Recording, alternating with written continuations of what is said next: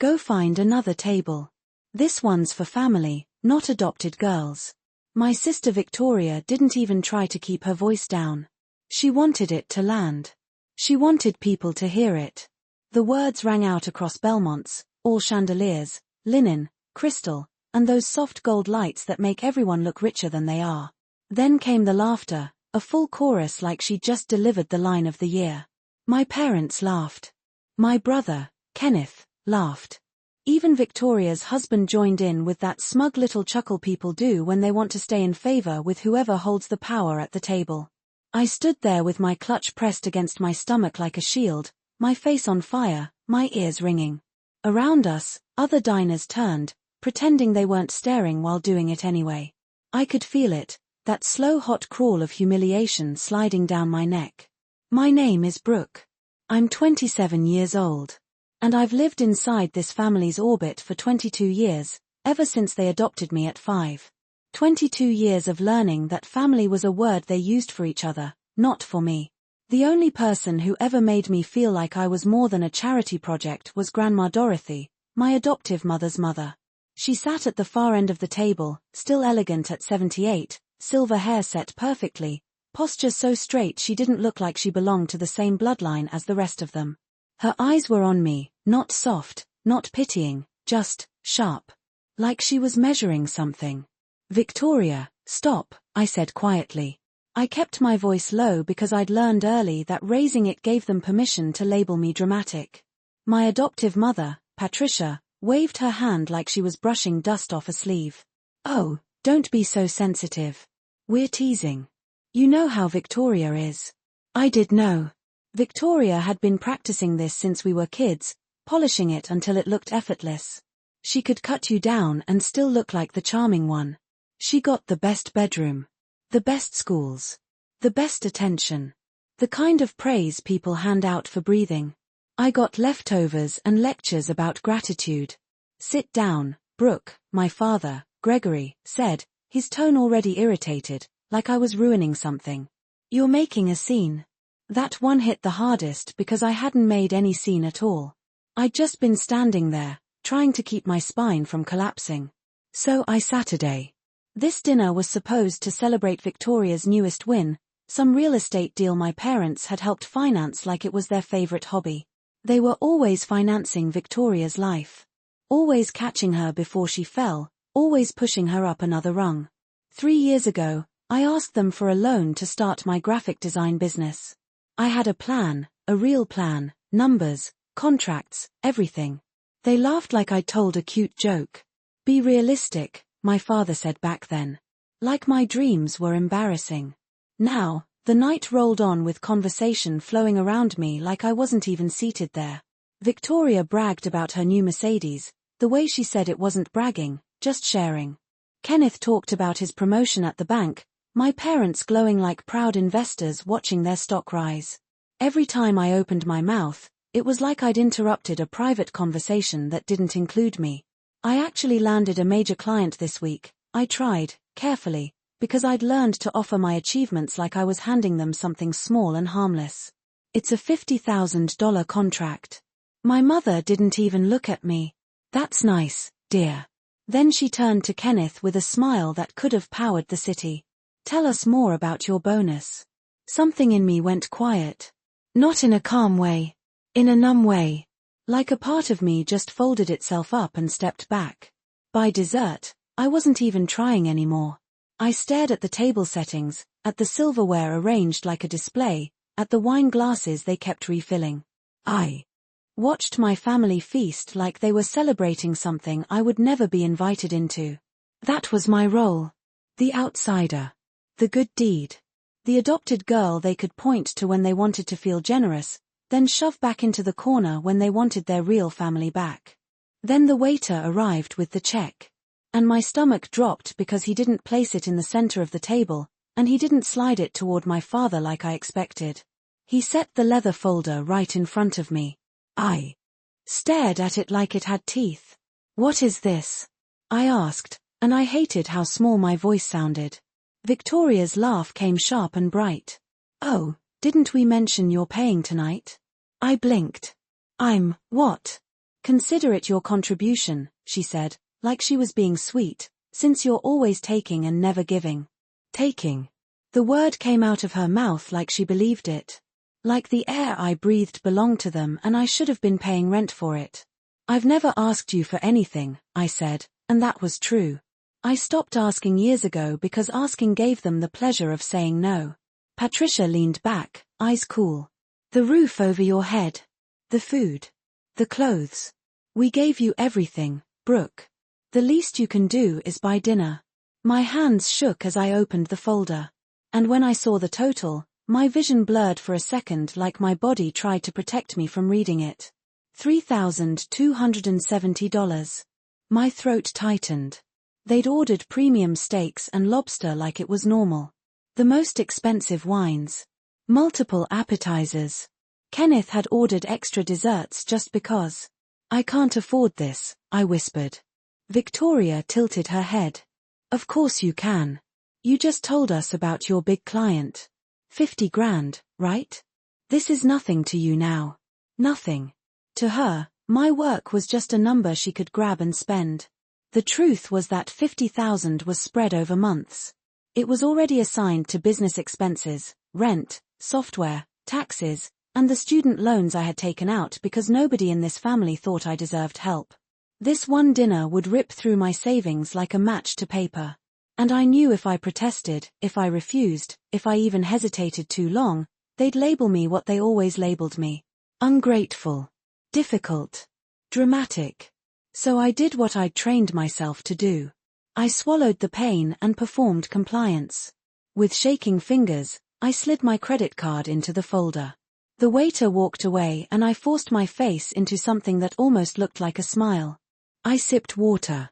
I stared at the tablecloth. I listened to Victoria talk about Tuscany like I wasn't bleeding out internally. When the waiter came back, he placed the receipt in front of me. I signed. My name, written in numb strokes, under a total that felt like a price tag on my dignity. Patricia dabbed her lips with her napkin like she'd just enjoyed a lovely evening. Well, that was nice, she said. Same time next month. Next month. My chest tightened. They expected this to become routine. Like my money was now the family's new dessert course. I opened my mouth, something inside me finally pushing upward, ready to say no for the first time in my life. And that's when a calm voice cut through the table like a blade. Just a moment, please. The entire table went still. Grandma Dorothy stood. And the way she stood, slow but unshakable, made the whole room feel smaller around her, like even the chandeliers had decided to listen. Grandma Dorothy didn't raise her voice, she didn't need to. She had that kind of presence that made people straighten up without realizing they were doing it. Even my father, who always acted like he ran every room he entered, sat back like he'd been reminded who the real power was. Sit down, she said, looking directly at my mother first. Patricia's smile twitched. Mother, we were just about to leave. I said sit down. The words were simple, but they carried steel. My mother sat like she'd been pushed by an invisible hand. Kenneth stopped tapping his phone under the table. Victoria's smirk faltered for the first time all night, like her face didn't know what to do when Grandma Dorothy wasn't playing along. The restaurant around us seemed to quiet. Not completely, but enough that I felt the air change. Even the staff hovering nearby held back, watching with that careful distance people keep when they sense something private is turning sharp. Grandma Dorothy's gaze moved across the table, slow and deliberate. She looked at my father, then my mother, then my brother, then Victoria. Like she was counting, like she was measuring them against something they didn't even know they were being tested on. Then her eyes landed on me. And for a second, it felt like she could see every year I'd swallowed my words, every night I'd cried quietly so no one could call me dramatic, every time I'd forced a smile because being calm was the only armor I had. I've been watching, she said. My mother's jaw tightened. Watching what? Exactly. Don't interrupt, Grandma Dorothy replied, still calm, but colder now. I've been watching this family for years. Watching how you treat Brooke, how you've always treated her. Victoria scoffed like she couldn't help herself. Oh my God, here we go. It's one dinner, Grandma. One dinner. Grandma Dorothy repeated, and the way she said it made the words sound filthy. No. Tonight wasn't one dinner. Tonight was simply the latest example of a pattern you've been proud of for decades. My father cleared his throat. Dorothy, let's not do this here. Here is exactly where I'm doing it, she said, and now even he went quiet. She reached into her purse and pulled out an envelope. Not a napkin, not a tissue, not something harmless. An envelope thick enough that my stomach tightened just looking at it. I'm 78, she continued. And I've been thinking a lot about my legacy. About what happens to everything I built when I'm gone. The table went rigid. I saw it happen in real time, the way my family's eyes sharpened. The way Victoria's posture changed. The way Kenneth stopped looking bored. The way my mother suddenly looked attentive, like love and respect could be turned on with the right incentive. Money did that to them. It always had. We all know how it's supposed to work, Grandma Dorothy said. The bulk of my estate goes to Patricia, and then it gets distributed among the grandchildren. That's what the current will says. Victoria's eyes brightened like a slot machine just hit. She didn't even try to hide it. She'd been mentally spending Grandma Dorothy's money for years. I'd heard her talk about what she'd do when Grandma's gone with a casualness that made my skin crawl, like Dorothy was a bank account with a pulse. But, Grandma Dorothy added, and she held up the envelope, I changed it. Kenneth's voice jumped. You did what? Mother, Patricia said, suddenly breathless, you can't be serious. I was serious enough to sign it yesterday, Grandma Dorothy replied. Notarized and filed. My attorney has copies. Everything is already in motion. Victoria pushed her chair back slightly, half rising. Because of what? Because of one stupid joke. Grandma Dorothy turned her head toward Victoria so slowly it felt like a warning. A joke, she said, like she was tasting the word. You call it a joke because calling it cruelty would require you to admit what you are. Victoria's face flushed. I'm not cruel, I'm just honest. She's sensitive. She's been forced to be sensitive, Grandma Dorothy snapped, and it was the first time her voice truly sharpened. You've spent years poking at her like it was sport. My father tried to reclaim control, leaned forward with that fake calm voice he used when he wanted to sound reasonable. Dorothy, you're emotional. This is family business. We can talk about it privately. Grandma Dorothy laughed once, low and bitter. Emotional? Gregory, I'm the least emotional person in this entire room. I'm precise. And I'm done pretending I haven't watched you all fail her. Patricia's hands clenched around her napkin. Fail her. We adopted her. We took her in when nobody else would. We gave her a home. You gave her a roof, Grandma Dorothy said. You didn't give her belonging. My throat tightened. I didn't want to speak. I didn't want to make it worse. Years of training told me to stay small, to stay quiet, to let it pass. But Grandma Dorothy's hand reached out and rested gently on my shoulder. That touch was everything. It told me I wasn't imagining it. It told me I wasn't crazy. It told me someone had seen the truth all along. Brooke is the only person at this table who has shown real character, Grandma Dorothy said, her voice steady again, controlled. She built something from nothing. She worked. She earned. She didn't beg.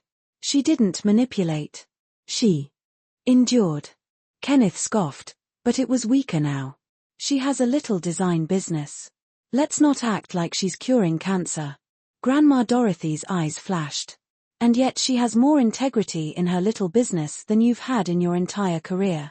Because she didn't climb by stepping on someone weaker. Victoria's face twisted. This is ridiculous. You're acting like she's some saint. She plays victim. She always has. Enough, Grandma Dorothy said, and the word cracked like a whip. Silence. Then she looked around the table again, and when she spoke, every word landed like a stone. I'm leaving everything to Brooke. For a heartbeat, I didn't even understand what she'd said. It sounded like something from a different universe, something too large to fit inside a normal sentence. Then Victoria exploded. What? She shrieked, standing fully now. No. No, you can't do that. That's not fair. Kenneth slammed his palm on the table, Rattling glasses. Mother, think about what you're saying. Billions of dollars. You're giving it to her? Patricia's voice cracked into pleading instantly, like a switch flipped. Mother, please. Please don't do this. She's not even really, she stopped herself, but the poison was already in the air. Not really what? Not really family. Not really one of you. My chest burned. Even now, even with Grandma Dorothy standing there defending me, they couldn't help themselves. They couldn't stop trying to erase me. Grandma Dorothy's voice dropped, cold as ice. Finish the sentence, Patricia. Go on. Say it out loud in front of everyone. Let the whole world hear who you really are. Patricia's mouth opened. Then closed. Grandma Dorothy turned away from her like she wasn't worth the oxygen. She pulled out her phone. Thomas, she said into it. It's Dorothy. Yes. File the updated will immediately. Prepare the trust documents for Brooke. Make it ironclad. My family stared like she'd pulled the floor out from under them. Victoria leaned toward me, face twisted, eyes wild. This isn't over, she hissed. We'll contest it. We'll drag you through court. You'll regret this. Grandma Dorothy found out 3 months ago, she continued. I've been putting things in order ever since. Tears burned behind my eyes, hot and sudden. Why didn't you tell me? She smiled, soft but resolute. Because I needed to make sure everything was done properly. And because I didn't want you worrying about me when you were still surviving them. Them. She didn't have to say my family's names. I don't understand, I whispered. Why me? Because you're the only one who earned it, she said without hesitation. Not with blood. With character. The city lights blurred past the window as we drove toward her estate. Madison Park. I'd only been there once before, years ago, when I was still trying to convince myself I belonged at family gatherings. What happens now? I asked. Grandma Dorothy squeezed my hand. Now we protect you. And we prepare you. The house was massive, sprawling across acres of land overlooking the water. It felt unreal walking through rooms larger than my entire apartment, past art that probably cost more than I'd ever made in a year. That night, I barely slept. Every time I closed my eyes, I saw the bill at the restaurant. Victoria's smile. My mother's dismissive wave. And then Grandma Dorothy's voice, steady and unmovable, saying my name like it mattered. In the morning, my phone was vibrating non-stop. Calls. Messages. Missed calls stacked on top of each other like demands. Victoria. My mother. My father. Kenneth. I didn't answer any of them. I stood at the window, looking out at the lake, trying to wrap my mind around the fact that this place, this life, was now connected to me whether I wanted it or not. A knock sounded at the door. Breakfast is ready, Thomas said. And Miss Dorothy would like to see you in the study. The study smelled like old books and polished wood. Grandma Dorothy sat behind a massive desk, looking composed, alert, like yesterday hadn't cost her anything. A man in a tailored suit sat across from her. Brooke, this is Walter, she said. My attorney. Walter shook my hand firmly. It's a pleasure. Your grandmother speaks very highly of you. He opened a leather portfolio and began explaining things that sounded impossible. Trusts. Assets. Liquidity. Numbers so large my brain refused to absorb them. $5 million will be available to you immediately, Walter said, like he was talking about pocket change. For personal use while the trust is finalized. I actually laughed, short and breathless. That's more money than I've ever seen. And you'll need it, Grandma Dorothy said. Because your family is going to fight. As if summoned by her words, my phone buzzed again. A message from Victoria. You think you've won? We'll destroy you. I stared at it for a long moment, then handed the phone to Walter. He nodded. Save everything. Evidence. Grandma Dorothy leaned back, her expression sharpening. There's something else you need to know. Something in her tone made my stomach twist. Your adoption, she said, wasn't what you think. She slid a folder across the desk. When Patricia and Gregory adopted you, they were given money. $750,000.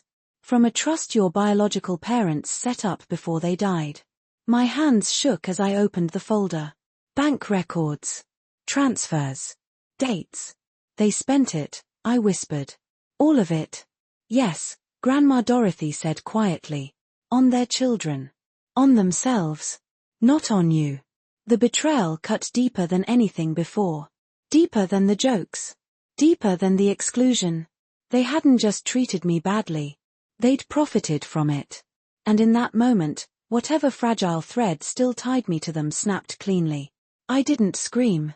I didn't throw the folder. I didn't collapse into tears the way people expect when something finally breaks you. I just sat there, staring at the paperwork, feeling something inside me shut off with a quiet finality. $750,000.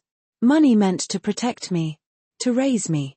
To give me a chance at something stable after losing my parents. And they had spent it like it was a reward for tolerating me. Why didn't you tell me sooner? I asked. My voice didn't sound like mine. Grandma Dorothy's gaze softened, but there was no regret in it. Because once you knew, there would be no going back. I needed to be certain. I needed everything documented. Clean. Legal. Unbreakable. Walter leaned forward. There's more. We've already filed a civil suit against Patricia and Gregory for misappropriation of trust funds. With interest over 22 years, they owe you roughly $2.3 million. The number didn't even register. All I could see was my childhood reframed through a new lens. The hand-me-down clothes. The lectures about money. The way they told me college help wasn't realistic while paying for private schools and cars for their biological children. They stole from a child, I said quietly. Yes, Grandma Dorothy replied. They did. My phone buzzed again, and this time I answered before I could stop myself. Brooke. My father's voice was frantic. Please. Your grandmother isn't thinking clearly. We need to talk. She seems very clear to me, I said. You can't possibly believe you deserve all of this, he snapped. You've lived with us for 22 years. And suddenly you turn on us when money is involved. When money is involved. I repeated. You mean like the money you took for adopting me? Silence. Then my mother's voice cut in, sharp and panicked. That money was for raising you. For housing you. Feeding you. You gave me scraps, I said. You gave Victoria everything. You stole from me. You're being manipulated, my father insisted. Bank records don't manipulate people, I replied. Lawyers don't either. The call ended abruptly. I felt oddly calm. This is going to get ugly, Walter warned. They'll contest the will. They'll attack your character. Let them, Grandma Dorothy said. I've been documenting their behavior for years. 3 days later, the story hit the media. Billionaire disinherits family for adopted granddaughter. My name was everywhere. My face, pulled from old social media photos, plastered across headlines and comment sections. Gold digger. Manipulator. Fake victim. I tried not to read it, but it seeped in anyway. People always have opinions about pain they've never lived through. Reporters camped outside the estate. Cameras pointed at the gates. My private life turned into entertainment. Victoria escalated fast. Rants online. Threats through burner numbers. Messages dripping with desperation and rage. Walter filed restraining orders. Security increased. And then Grandma Dorothy made a decision. I'm holding a press conference, she said. And you're coming with me. I wanted to say no. I wanted to hide. But I saw it in her eyes. She was dying. And she was using what little time she had left to protect me. The conference room downtown was packed. Cameras. Microphones. Faces hungry for drama. Grandma Dorothy didn't flinch. She laid everything out. The abuse. The stolen money. The medical evaluations proving her sound mind. The documentation. Then she gestured to me. Brooke would like to say a few words. My legs felt weak as I stood. I never asked for this, I said. I never wanted attention or money or revenge. I just wanted a family that loved me. The room went quiet. I didn't know about the inheritance. I didn't know my grandmother was sick. All I knew was that I was being humiliated again.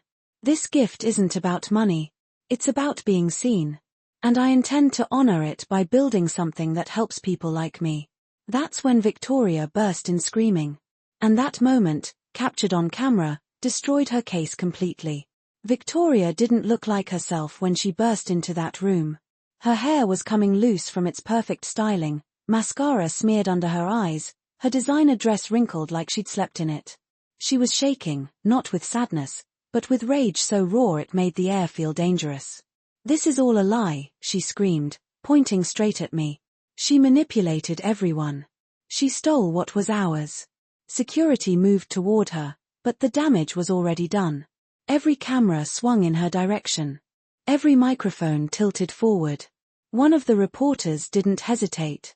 "Ms. Hayes, what about the allegations that your parents took $750,000 meant for Brooke's care?"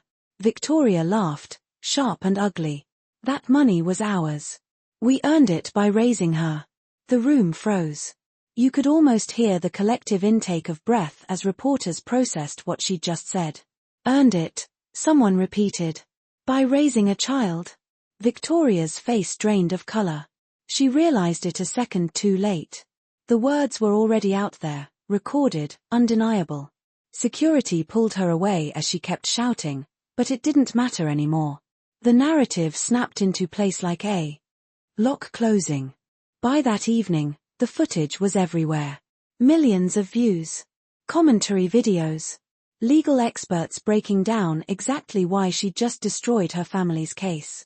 Walter sat across from me later that night, calm but clearly satisfied. "Their contest is effectively dead." That statement is an admission of financial exploitation. The court hearing happened 3 days later. The judge didn't need much time. The will stood. The contest was dismissed. Restitution was ordered. $2.3 million to be paid back to me. When the gavel came down, I didn't feel joy. I felt release. Grandma Dorothy squeezed my hand. "You're free now," she whispered. She declined quickly after that. Faster than I was ready for.